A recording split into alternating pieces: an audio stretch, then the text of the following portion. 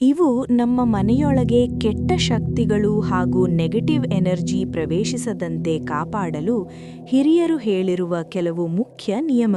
ಮುಖ್ಯವಾಗಿ ಸುಮಂಗಲಿಯರು ಹಾಗೂ ಮಹಿಳೆಯರು ಮುರಿದು ಹೋದ ಬಾಚಣಿಗೆಯಿಂದ ತಲೆ ಬಾಚಬಾರದು. ಇದೇ ನಿಯಮ ಗಂಡಸರು ಹಾಗೂ ಗಂಡು ಮಕ್ಕಳಿಗೂ ಅನ್ವಯಿಸುತ್ತದೆ. ದೇವರ ಕೋಣೆಯಲ್ಲಿ ಎಲ್ಲಾ ದೇವರ ಫೋಟೋ ಅಥವಾ ವಿಗ್ರಹಗಳನ್ನು ಇಡುವುದು ಉತ್ತಮವಲ್ಲ. ಪ್ರತಿಯೊಂದು ದೇವರಿಗೆ ವಿಭಿನ್ನ ಪೂಜೆ ವಿಧಾನಗಳಿರುವುದರಿಂದ ಮನೆ ದೇವರ ಫೋಟೋ ಜೊತೆಗೆ ಕುಟುಂಬ ರಕ್ಷಣೆಗೆ ಆಂಜನೇಯ ಅಥವಾ ಲಕ್ಷ್ಮೀ ವೆಂಕಟೇಶ್ವರರ ಚಿತ್ರವನ್ನು ಇಡುವುದು ಉತ್ತಮ. ಪ್ರತಿದಿನ ದೇವರ ಪೂಜೆ ಮಾಡುವುದು ಅಭ್ಯಾಸವಾಗಿರಬೇಕು.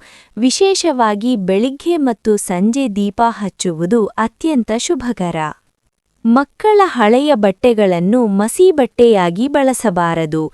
ಅವುಗಳನ್ನು ಸುಟ್ಟರೆ ದರಿದ್ರತೆ ಬರುತ್ತದೆ ಎಂದು ಹಿರಿಯರು ಹೇಳುತ್ತಾರೆ. ಮುಸ್ಸಂಜೆ ಸಮಯದಲ್ಲಿ ಮೊಸರು, ಹಾಲು, ಉಪ್ಪು, ಹುಣಸೆಹಣ್ಣು ಇಂತಹ ವಸ್ತುಗಳನ್ನು ದಾನ ಮಾಡುವುದು ಅಥವಾ ಕೊಡುವುದು ತಪ್ಪು ಎಂದು ಪರಿಗಣಿಸಲಾಗಿದೆ. ಮನೆಯ ಮುಖ್ಯ ಬಾಗಿಲಿನ ಹೊಸ್ತಿಲ ಮೇಲೆ ನಿಲ್ಲಬಾರದು. ಹಾಗೆಯೇ ಇತರರು ನಿಲ್ಲದಂತೆ ಗಮನಿಸಬೇಕು. ಗತಿಸಿದವರ ಫೋಟೋಗಳನ್ನು ದೇವರ ಕೋಣೆಯಲ್ಲಿ ಇಡಬಾರದು. ಅವನ್ನು ಮನೆಯ ಪಶ್ಚಿಮ ದಿಕ್ಕಿನಲ್ಲಿ ಇಡುವುದು ಉತ್ತಮ. ದೇವರ ಮನೆಯಲ್ಲಿ ಯಾವಾಗಲೂ ನೀರು ತುಂಬಿದ ಪಾತ್ರೆ, ಶಂಖ ಮತ್ತು ಗಂಟೆ ಇರಬೇಕು.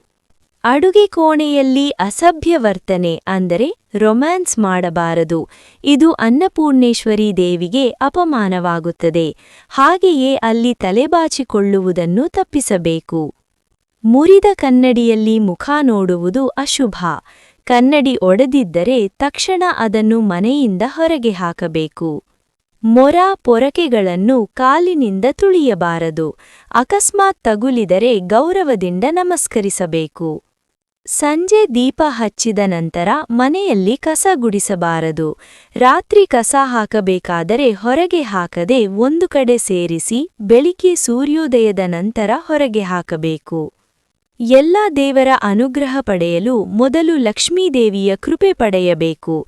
ಅವರ ಆಶೀರ್ವಾದದಿಂದ ಮನೆಗೆ ಧನ, ಸುಖ, ಶಾಂತಿ ಮತ್ತು ಸಮೃದ್ಧಿ ಹೆಚ್ಚುತ್ತದೆ.